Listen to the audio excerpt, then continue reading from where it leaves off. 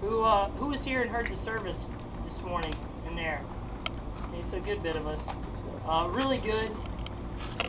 What I got from it, or what I felt encouraged about, is when he was talking about love. He was talking about, you're going to get out what you put into something. You're going to get out of a relationship what you put into a relationship. And what stuck out to me is he said, you've heard the saying, you reap what you sow. Well, I like it when he says you reap what you sow into. See, you're going to get out what you're putting into what areas of life, right?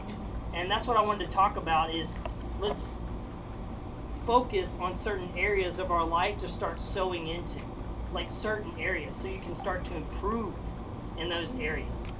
And one of the things I wanted to talk to y'all about today is what we feel that we think we deserve. I mean, who's ever thought that they deserve something, right? Okay. Well, who's ever done something without seeking God first? Oh, everybody raised their hand on that one. Right. So, if you feel like you deserve something, that's your rights. You feel that you deserve something, you have the rights to something. That's called entitlement. You feel entitled to something, which just means that, hey, I think or I believe I have privileges that you or someone else should be doing for me or giving to me. And that's a scary road to start going down. In the Bible, out of 1 Kings, very first chapter, King David, which was the king over Israel, was about to die. All right, so he was on his deathbed. And in that time, the Jewish tradition was the oldest son got all the rights. He got to inherit whatever was going to be given to him. In this case, the kingdom. Pretty good deal. So the oldest son's name was Ananijah, right? So what Ananijah did is the Bible says that he exalted himself, and he went, and according to tradition, he had to go kill like some calves and some oxen and make a sacrifice so he could become king. So basically he had a big cookout, right? I mean, even I would go to a big cookout if a king did it, so that's pretty good. And after he did that, he got all the priests and the army and the other people that was under David. He got all of them to this cookout, right? Big feast. That way, he was going to say to everybody, "Hey, look, I'm king now. My father's sick. I'm taking over the kingdom." That's what he was doing. But see, God had another plan.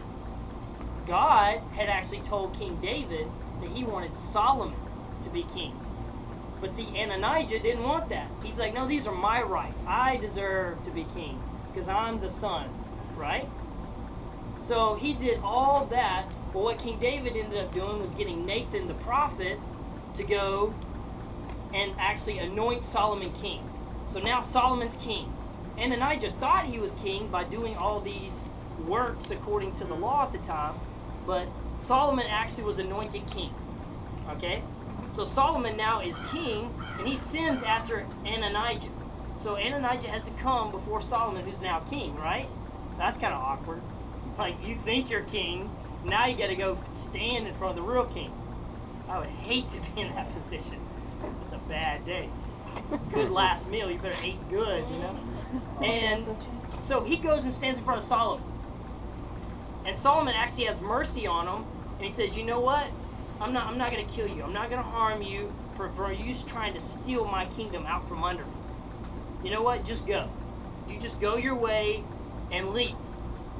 So what Ananijah ended up doing is Ananijah was just grateful. Ananijah was grateful just to be alive. So where did he go? He went from thinking he's going to be king, feeling entitled. Now he's just grateful to be alive. Now he's really nothing. You see?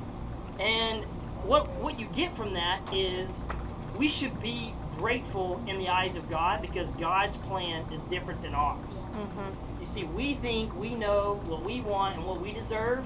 We think we know what's right, but see, God's plan is different. God's plan is perfect. His timing is perfect. So why don't we get that sometimes? Right? Why do we think our plan's perfect? And it's because we don't always have a grateful mindset. You know, if you're grateful for something, you can't feel entitled to it. You know, if I'm grateful for the clothes I'm wearing, how can I feel I deserve these clothes? Right? You can't. I'm just grateful for this. You see, so a grateful mindset is what we should have instead of just feeling that entitled mindset. So, okay, so how do you feel grateful? Well, you have to be thankful. 1 Thessalonians 5:18 says we should be thankful in everything because it's the will of God. So we should be thankful, we should be grateful in everything that we do.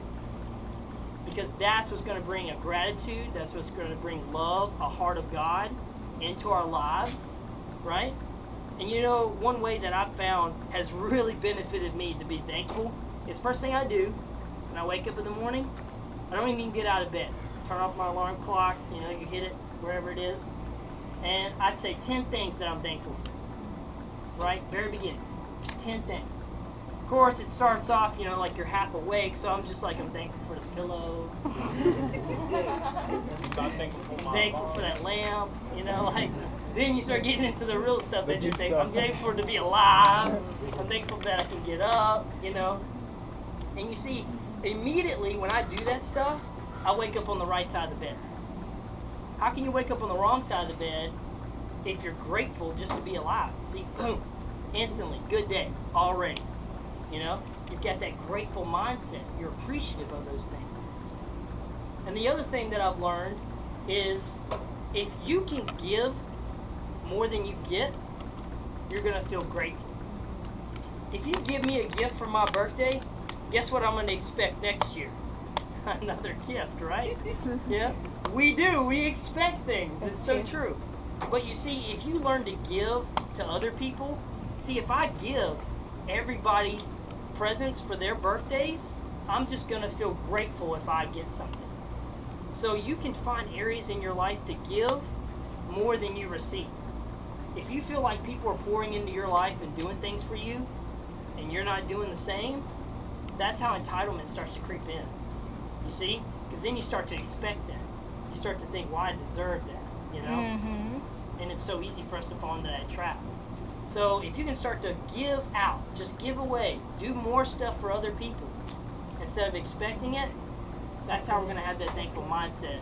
And that's what's going to keep us having a just grateful heart instead of being entitled, so we don't fall into the same trap.